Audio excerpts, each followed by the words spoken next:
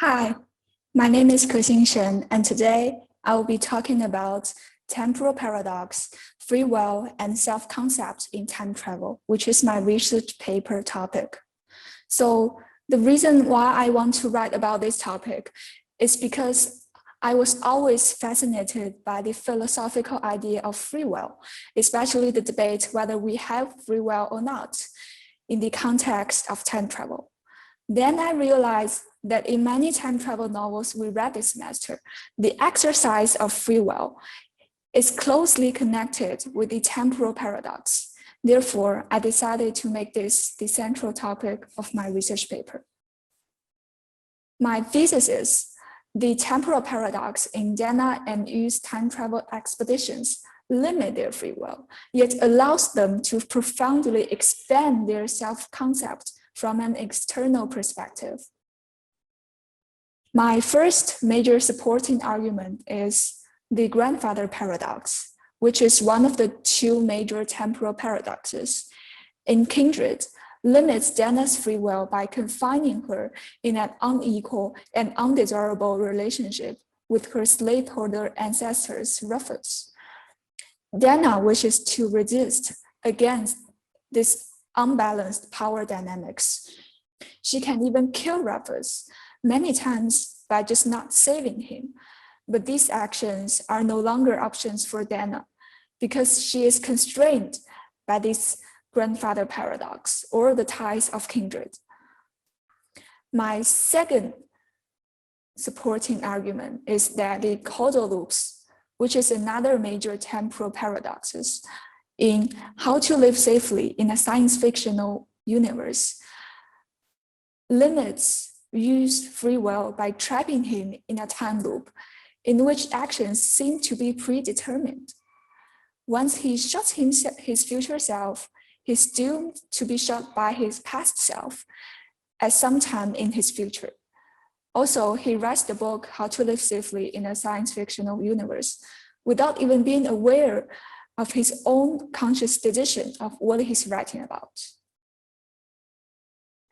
My last point is that though they cannot make choices freely in their time travel expeditions, both Dana and Yus intensively discover their self-knowledge and social selves through the lens of temporal paradox.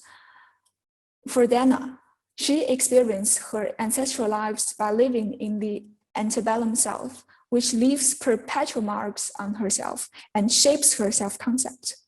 For Yu, he has deeper understanding of the relationship among his father, his mother, and himself by experiencing the past as a passive viewer.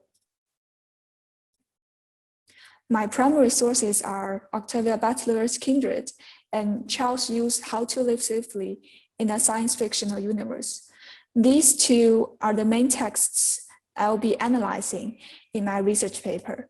My third primary source is Richard Gott's Time Travel in Einstein's Universe, which touches on the grandmother paradox and the notion of free will. My secondary source include No End Insights, Causal Loops in Philosophy, Physics, and Fiction, written by Richard Henley. This journal discusses the causal loops in fiction and explains that there are neither logically nor physically impossibility to create causal loops. My second secondary source is No, the narrative theorizing of embodied agency in Octavia Butler's Kindred, written by Florian Bust. This journal looks at Dana's agency, which is her ability to reach a decision about herself and to implement it. And this journal argues that Dana expresses her agency through the means of the trope of the body in time travel. The last secondary source I will include is Temporal Experience, written by Janan Ismail.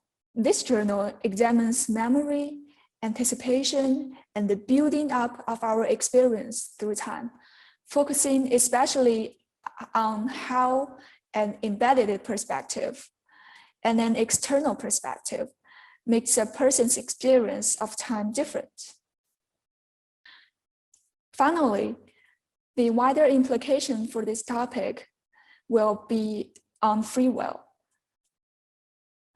Do we have free will in our real lives without the context of time travel? Can we really answer this question? Or is it the case that only people from another world observing us can give the correct answer? Or even, is it worth celebrating, or is it a good thing to have free will, as the characters in the novel benefit somehow from this limited free will by enhancing their self-knowledge greatly?